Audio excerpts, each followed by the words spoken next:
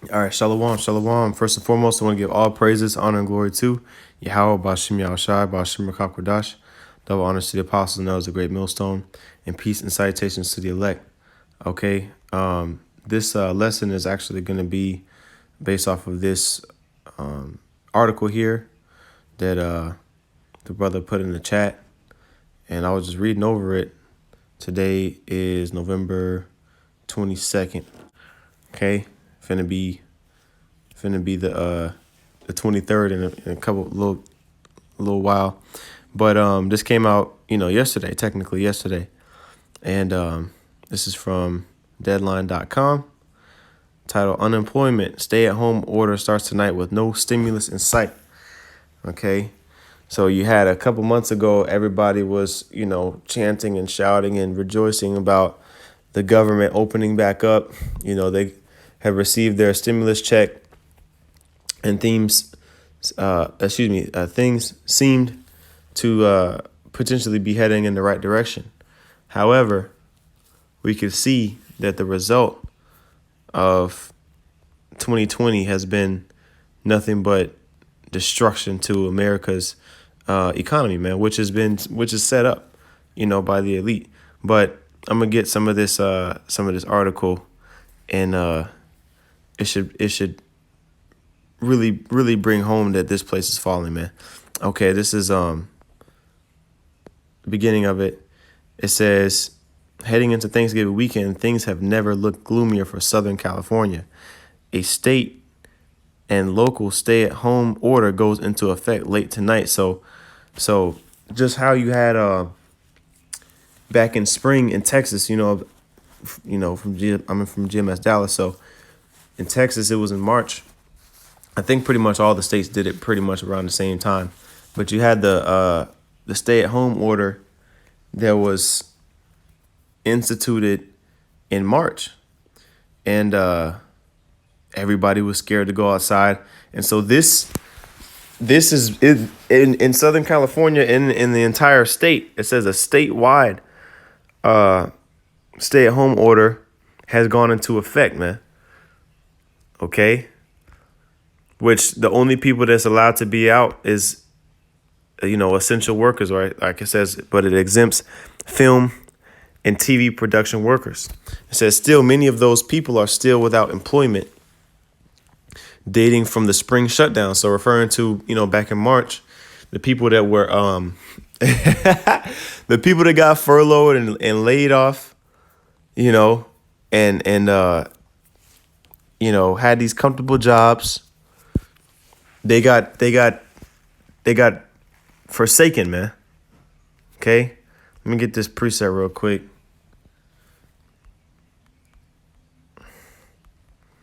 Okay, because this place is done. This ain't the one I was looking for, but it'll do. Okay, because it applies to a lot of women that lost their job as well. But Isaiah 32:9, it says, "Rise up, you women that are at ease. Hear my voice, ye careless daughters. Give ear unto my speech. Many days and years shall ye be troubled, ye careless women, for the vintage shall fail, the gathering shall not come." Okay, so that vintage is basically wine, right? Vintage, get that word in the Hebrew, is batazayar. Let me see, the grape crop, right? You see that here? The grape crop. Okay. Let me see here. Yeah, vintage, like wine, right?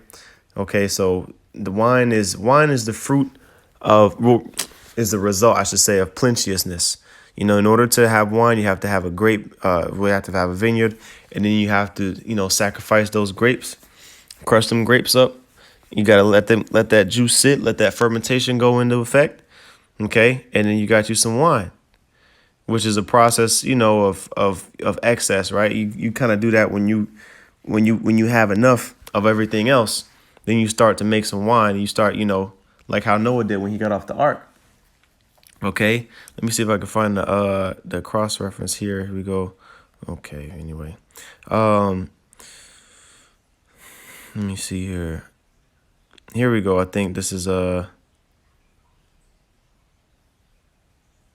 on. Yeah, let's rock with this one here. This is Isaiah chapter 16, and I'll do verse 10. It says, "And gladness is taken away, and joy out of the plentiful field, and in the vineyards there shall be no singing, neither shall there be shouting. The treaders shall tread out no wine in their presses. I have made their vintage shouting to cease." Okay? So the Lord is going to take away and he has taken away a lot of the mirth that this place once dwelled in and was drunken in. But it's going to be even more, man. I think that's what actually it says, the vintage shall cease, not fail. Let me see here. Or it calls wine to cease, something like that. Maybe it's wine. Okay. I think I got the precept I was looking for. But anyway, let's go back to this article right here. Okay, it says, the second paragraph, it says, a state and local stay-at-home order goes into effect late tonight, but exempts film and TV production workers. Still, many of those people are still without unemployment dating from the spring shutdowns, and the already struggling ancillary businesses that support them are about to be damaged even more by another round of restrictions. And when you look up that word, ancillary, it says providing necessary support to the primary activities or operation of a system, we'll say in this case, right? This system, is really relying on, the smaller businesses, and so, of course you got your Walmarts and your McDonald's, then those not shutting down. But a lot of the other businesses that aren't big enough for Esau to keep pumping money into them during these times, they're going to continue to suffer, man. Just like how you saw during the first round of shutdowns. And people think this place is going to get better when it's only going to get worse. And we keep telling you, okay? And you're just going to watch. You're going to watch whether you want to believe it or not. You're going to watch the things that we're saying come to pass, okay? So third paragraph, it says, the bad news is enhanced unemployment benefits. Okay, so let me read it again.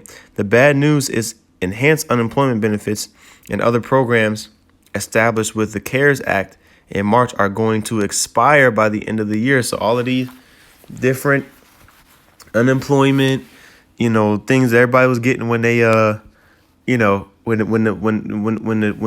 the first wave of shutdowns hit, is about to expire, man. Okay, that means that little smidge of boost that you was getting from the government is finna be over by the end of this year, man. It says December 26th. It says a study released this week says 12 million people will lose their federal and state unemployment. So think about all those people that are unemployed right now. Okay. That's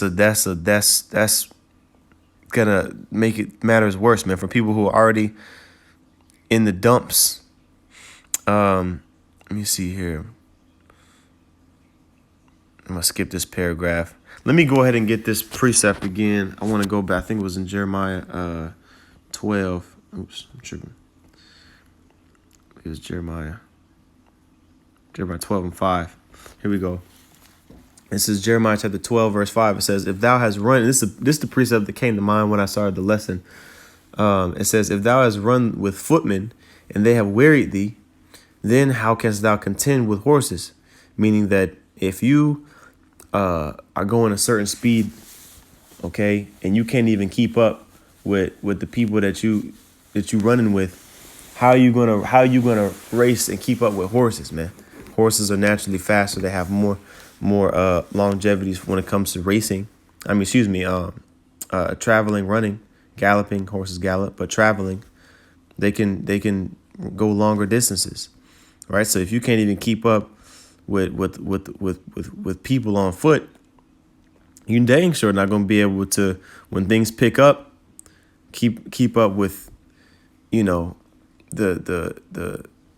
level of discomfort that's about to come. You're not going to be able to keep up with it. You people are not prepared yourselves for this no this extra wave. The first wave already knocked a lot of these Joe Blow Edomites off their feet. Man, this second wave, man, I'm gonna keep reading the precept. It says, "And if in the land of peace, wherein thou trustest, they wearied thee, then how wilt thou do in the swelling of Jordan?" Okay, so when there was quietness in the land and things were at rest, and you were still all jacked up, how do you think you're going to be able to stand when things ramp up? Okay, that's the question. How are you so-called self-proclaimed white people? How are you gonna? Damn, look like the text got hella small. How are you people going to be able to make it in these times to come, man? You're not going to. Okay, and 2/3 of our people, this is gonna be the beginning of sorrows for them. Okay. It says a poll released earlier this week by Too Good Yogurt, conducted by market research company One Poll, claims 4 in 10 Americans report that they experienced food insecurity for the first time during the pandemic. And then it says about half of the 2,000 people that were polled claim they've struggled to afford food, with 37% skipping meals to provide for their children. So you have 1 in every 3 Americans, let's say household owners, that are skipping meals to provide for their children so that their children can eat. You see? Saying that they've struggled to afford food, man. So, hey, this is just the beginning. And when the brother posted this article in the chat, it made me, when I actually read through it, I was just thinking like, man, these people are in trouble. They think they got it bad now. It's only finna get worse. Area food banks report their resources, never truly flush, are being strained as more layoffs prompted by the next shutdown loom. So we know, and everybody expects, that there's gonna be more layoffs. Because what happens as soon as the shutdowns happen, businesses that require your physical presence inside of them had to lay off their employees, man. Okay, and this time ain't no boosted what they call it, unemployment, man. Okay, well, we gonna see, but it ain't nothing in sight for right now. It says that makes the okay. Well, that's really the end of it. And then when you read the comments, because it got decent amount of comments, these people are pissed, man. Mary Sue talking about it's time for you Congress people to get off your asses and take care of the American people. Oh shit. My retired wife is dying from diabetes. These people, man, are catching hell. These people are catching hell, man. Okay? And look at this lady, man, Melinda Jones, whoever this is. Nobody wants to stay home and collect unemployment. We want our paycheck back. We are barely surviving on unemployment. Before this pandemic, we weren't stressed over money. My husband's unemployment runs out in December. We've used our savings and we're stressed out with worry. He's never had a problem finding a job. We've put numerous applications to employers in, no response. That never happened. Someone needs to help us with all this new shutdown, and with the number of cases in California increasing, it seems like there's no hope in sight. Don't look like Christmas will be happening in our house, but I'm sure the governor and everyone at the White House will be having a nice Christmas. Us little people are the ones suffering for all their mistakes. So these people know that they're regular people, man. You see that? I'm tired. I'm damn tired of all the bad treatment that the average old Joe gets. These people know that they're Joe Blow Edomites, or that they're average people that are, so-called middle class, and that they're being bamboozled, man. Okay? Let's get that scripture. Grinding, it shall cease, man. Yep. It's Ecclesiastes chapter 12. And I'll get verse 3. Actually, I'll start at verse 1. It says, remember now thy creator in the days of thy youth, while the evil days come not, nor the years draw nigh, when thou shalt say, I have no pleasure in them. While the sun or the light or the moon or the stars be not darkened, nor the clouds return after the rain. In the day when the keepers of the house shall tremble. And we're in those days, man. Well, these people that are supposed to be ruling, their respective cities and counties and states, they on the verge of a mental breakdown. A lot of these people, man, because they know that civil unrest is only going to continue to ramp up. It says, and the strong men shall bow themselves, and the grinders cease, because they are few, and those that look out of the windows be darkened. Isn't there supposed to be a strike? A strike on November, was it 28th or something like that? One of these days coming up soon here in November. Okay, it's supposed to be a strike with the trucking industry, man. Okay, and we're gonna see what happens with that too, man. But we know that the grinding is ceasing here, man. Okay. We see articles all the time popping up about major companies letting go 30%, 40% of all employees, 60% of all employees, laying off, whole sectors, for lack of a better word, of the company because it is obsolete. Got to stay afloat. And you people don't know what the hell to do, man. But we're just going to continue to sit back and watch and warn the people as we've been commanded. I just want to kind of go over this article. I found it interesting. And hopefully it continues to get worse for you people, man, because we want this place to be destroyed at the end of the day. And we know that these processes are necessary. So with that, Lord willing, this is edifying. I want to give all praises, honor, and glory to Yahweh Hashem Yahshai, Hashem HaKakwadash. Double honors to the apostles and elders, the great millstone, and peace and salutations to the elect. Shalom.